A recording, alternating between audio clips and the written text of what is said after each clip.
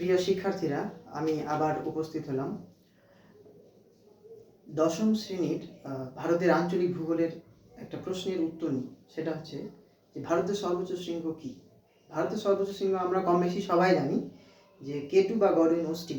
আবার কোনো কোনো বইয়ে দেখি যে কাঞ্চনজঙ্ঘা। তো এই যে একটা বিতর্কিত বিষয়, এই বিতর্কিত বিষয়টাকে আমরা সন্দেহ থেকে বেরিয়ে আসবো বা আসলে কোনটা সঠিক উত্তর সেটা জানার চেষ্টা করব। সেই বিষয় নিয়ে আমি তোমাদের সামনে উপস্থিত হলাম। প্রথমে আমরা আগে পর্বতগুলোর পরিচয় এবং তার সঙ্গে সঙ্গে কোথায় অবস্থান করছে সেগুলো জেনে নিয়ে পরে সিদ্ধান্তে আসবো। আচ্ছা, যাই হোক, তো প্রথমেই শুরু করি কেটু বা গডউইন ওস্টিন। কেটু বা গডউইন ওস্টিন, যেটাকে কিং অফ কারাকোরামও বলা হয়, যার উচ্চতা হচ্ছে 8611 মিটার। এটার অবস্থান যদি দেখি তাহলে অবস্থানটা হচ্ছে ভারতের উত্তরের যে অংশ জম্মু কাশ্মীর, যেটা হচ্ছে 2019 সালে পর্যন্ত জম্মু কাশ্মীর ছিল, পরবর্তীতে ভেঙে এটা জম্মু কাশ্মীর এবং লাদাখ দুটো আলাদা কেন্দ্রশাসিত অঞ্চল হয়েছে। এবার ব্যাপারটা হচ্ছে এখানে যে কেটুর একেবারে লোকেশন বা অবস্থান যদি দেখি তাহলে এই যে অংশটা আমি যেটাকে যেভাবে এই যে হ্যাচিং করে রেখেছি, এই জায়গাটা এটা হচ্ছে পিওকে, যেটাকে বলা হয় পাকিস্তান অকুপাইড কাশ্মীর। পাকিস্তান অকুপাইড কাশ্মীর বা বাংলাতে হচ্ছে পাক অধিকৃত কাশ্মীর, যেটাকে অবশ্য আজাদ কাশ্মীর নামেও ডাকা হয়। তো এই আজাদ কাশ্মীরের গিলগিট এবং বালিস্তান নামে একটা জায়গা, এবং তার সঙ্গে সঙ্গে পূর্ব দিকের যে অংশটা, যেটা আমি পুরো একেবারে পূর্ণ করে রেখেছি লাল কালি দিয়ে, এই অংশটা হচ্ছে সিওকে, যেটা পুরো কথা হচ্ছে চায়না অকুপাইড কাশ্মীর বা বাংলাতে বলা হচ্ছে চীন অধিকৃত কাশ্মীর। এই চীন অধিকৃত কাশ্মীরের জিনজিয়াং প্রদেশ, তো দুই জায়গার সীমান্তবর্তী অংশ, যেটা হচ্ছে এই যে একটু আগে বললাম যে পাকিস্তান অধিকৃত কাশ্মীর, যেটা হচ্ছে এই যে বালিস্তান আর গিলগিট, আর তার সঙ্গে সঙ্গে হচ্ছে চায়না অধিকৃত কাশ্মীরের জিনজিয়াং প্রদেশ, এই দুই জায়গার একেবারে সীমান্ত এলাকাতে হচ্ছে কেটু বা গডউইন ওস্টিন অবস্থিত। তো এই কেটু বা গডউইন ওস্টিনের কিছু বৈশিষ্ট্য, যেমন হচ্ছে কেটু উচ্চতা একটু আগে বললাম যে 8611 মিটার, এটা ভারতবর্ষের সর্বোচ্চ শৃঙ্গ। তবে এখানে কোয়েশ্চেন মার্কটা হচ্ছে যে এটা হচ্ছে ডিসপিউটেড ইন্ডিয়া মানে বিতর্কিত ভারতের সর্বোচ্চ শৃঙ্গ হচ্ছে কেটু বা গডউইন ওস্টিন, এবং পুরো বিশ্বের বা পৃথিবীর দ্বিতীয় উচ্চতম পর্বতশৃঙ্গ।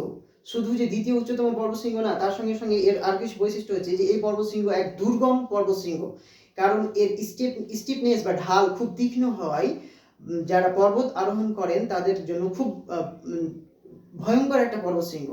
আর তার সঙ্গে সঙ্গে এখানকার যে ওয়েদার কন্ডিশন খুব ভয়াবহ, যার জন্য পর্বত আরোহীদের কাছে এটা কিন্তু একটা বিপজ্জনক পর্বতশৃঙ্গ। আচ্ছা, এরপরে আমাদের যেটা রয়েছে সেটা হচ্ছে মাউন্ট কাঞ্চনজঙ্ঘা, যেটা হচ্ছে পামির গ্রন্থি থেকে উৎপন্ন হওয়া হিমালয় পর্বতশ্রেণী পূর্ব দিকে মানে পূর্ব ভাগে যেটা রয়েছে কাঞ্চনজঙ্ঘা অবস্থান করছে, যার উচ্চতা হচ্ছে 8586 মিটার। কাঞ্চনজঙ্ঘা যে লোকেশনটা বা অবস্থানটা যেখানে রয়েছে সেটা যদি দেখি তাহলে হচ্ছে ভারতের রাজ্য সিকিম আর হচ্ছে ভারতের প্রতিবেশী দেশ নেপালের সীমান্তবর্তী এলাকাতে এই কাঞ্চনজঙ্ঘা অবস্থান করছে। কাঞ্চনজঙ্ঘা ভারতের যদি দেখা যায় তাহলে হচ্ছে আনডিসপিউটেড ইন্ডিয়া সর্বোচ্চ শৃঙ্গ, এবং তার সঙ্গে সঙ্গে পুরো বিশ্বের তৃতীয় উচ্চতম পর্বতশৃঙ্গ। কাঞ্চনজঙ্ঘায় রয়েছে কাঞ্চনজঙ্ঘা ন্যাশনাল পার্ক, এবং কাঞ্চনজঙ্ঘাকে ইউনেস্কো ওয়ার্ল্ড হেরিটেজ সাইটের তকমা দিয়েছে 2016 সালে। তো এই ছিল কাঞ্চনজঙ্ঘা। এরপর যেটা রয়েছে সেটা হচ্ছে নন্দা দেবীর অবস্থানটা প্রথমে একটু দেখে নাও। ভারতের এই জায়গাটাই হচ্ছে উত্তরাখণ্ডে। এবার নন্দা দেবীকে প্রশ্নটা কিভাবে করা হয়? নন্দা দেবীর ক্ষেত্রে প্রশ্নটা করা হয় যে সম্পূর্ণরূপে ভারতে অবস্থিত ভারতের সর্বোচ্চ শৃঙ্গ কোনটি? তখন হচ্ছে নন্দা দেবীর উচ্চতা হচ্ছে 7816 মিটার, এবং এর অবস্থানটা হচ্ছে ওই হিমালয়েরই একটা ভাগ, যেটাকে গাড়োয়াল হিমালয় বলা হয়, যেটা উত্তরাখণ্ডে অবস্থিত। এই গাড়োয়াল হিমালয়ে অবস্থিত হচ্ছে নন্দা দেবীতে রয়েছে নন্দা দেবী ন্যাশনাল পার্ক, যেটা হচ্ছে 1982 সালে ন্যাশনাল পার্ক হিসেবে ঘোষণা করা হয়। পরে নন্দা দেবীকে আবার ওয়ার্ল্ড হেরিটেজ সাইট বা ইউনেস্কো এর তকমা দেওয়া হয়েছে, সেটা হচ্ছে 1988 সালে। এবার তিনটে প্রশ্নকে একটু আমি ভিন্ন ভাবে বলে তার উত্তরগুলো দিয়ে শেষ করছি। প্রথমত, যে যদি বলা হয় যে disputed highest peak of disputed India, বিতর্কিত ভারতের সর্বোচ্চ শৃঙ্গ কোনটি, তখন হয়ে যাচ্ছে K2 বা গডউইন অস্টিন। আর যদি বলা হয় যে highest peak of India but undisputed, কথাটা যদি আনডিসপিউটেড বা অবিতর্কিত হয় তাহলে হয়ে যাবে কাঞ্চনজঙ্ঘা।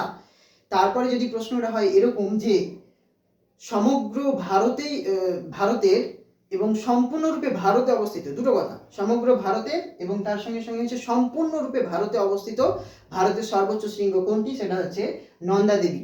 আমাদের এডুকেশন সিস্টেমের একটা সংস্থা হচ্ছে এনসিইআরটির বইগুলোতে কিন্তু নন্দা দেবীকে ভারতের সর্বোচ্চ শৃঙ্গ হিসেবে ঘোষণা করা হয়। বিশেষত কম্পিটিটিভ এক্সামের জন্য যদি সম্পূর্ণরূপে ভারতে অবস্থিত সর্বোচ্চ শৃঙ্গের নাম জিজ্ঞেস করা হয় তাহলে হচ্ছে নন্দা দেবী উল্লেখ করতে হয়।